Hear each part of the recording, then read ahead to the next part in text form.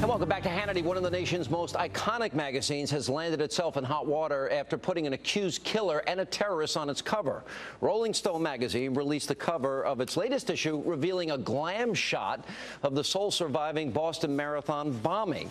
Now, needless to say, critics around the country are blasting the magazine, questioning why the editors chose to honor such a monster. But the editors at Rolling Stones are not the only ones giving the terrorist a star treatment.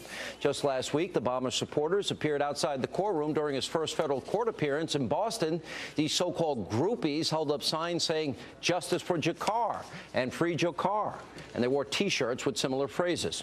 Pretty unbelievable. Joining me now with reaction, syndicated author, columnist, Fox News contributor Michelle Malkin. By the way, is this the same magazine that attacks a war hero, General McChrystal, but yet he gets the star treatment here? This is how we're going to treat this guy? A killer?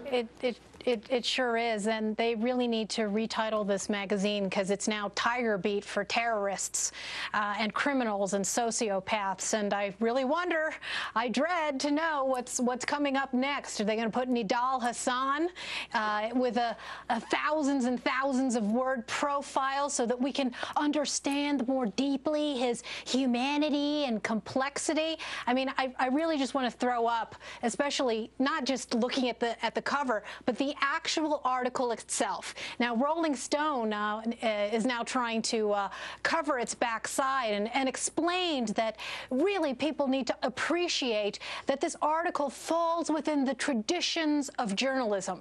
But after consuming the entire article, all I came to the conclusion of is that the author, as well as these editors, are as muddle-headed as ever about our war with Islam, and really this just serves the purposes of al-Qaeda propagandists. That's what this piece does, and that's what the cover does, certainly.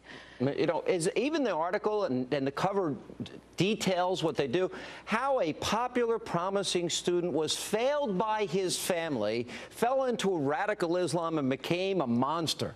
Yeah. Are they making excuses for him and his friends? Well, I didn't know he was a radical Islamist, but when in fact there was evidence that he was moving in that direction. Yeah, that's right. It's always all our fault. I think the other thing that I found wildly amusing was the explanation from the magazine that the reason why they put him on the cover that people really need to understand is that he's young and they wanted to appeal to other young readers.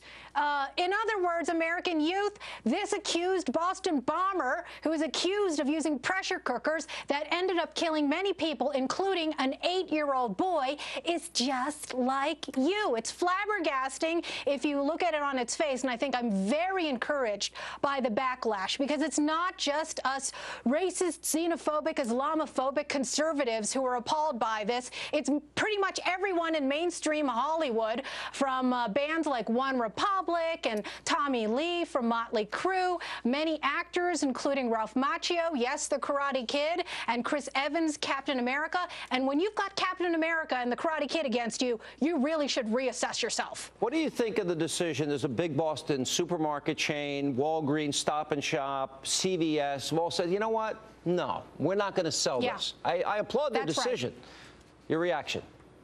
Yes, a number of retail chains have decided that they're not going to carry the article because they have also seen what's gobsmackingly obvious, that this is glorifying an accused terrorist. And I think that's what people have to understand here. Separate and apart from this dimmy whitewashing article is the fact that anytime you put somebody on Rolling Stone, that is prime celebrity real estate. And it does nothing but celebrify people, including this accused terrorist. And this comes in the context, as you mentioned at the beginning, that you've got all of these free Jahar groupies who treat him as if he's the next Justin Bieber. What is wrong with these people? I diagnosed it last week. I said that there's a significant portion of America that has a sociopath fetish. And we really need to understand that it isn't our job just to educate people and inform them and put knowledge into their heads. We have to inculcate good values, decency, and humanity. And these have to trump things like getting eyeballs for your magazine. What are your thoughts? Where are you now on the, we've talked a lot about the Zimmerman case. Where do you stand on it? I'm very concerned. I understand that a lot of people want to tamp down the fact that there have been outbursts of violence and quote-unquote social unrest in places like Oakland and other urban areas. And they'd like to just look the other way and pretend that this is some sort of marginal reaction.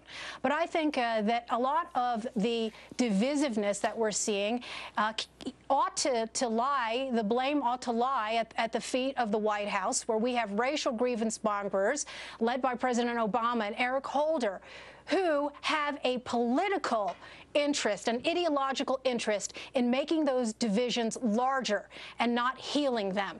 And you've got a lot of these demagogues, racial demagogues like Al Sharpton, who are now plotting even more unrest and fomenting agitation.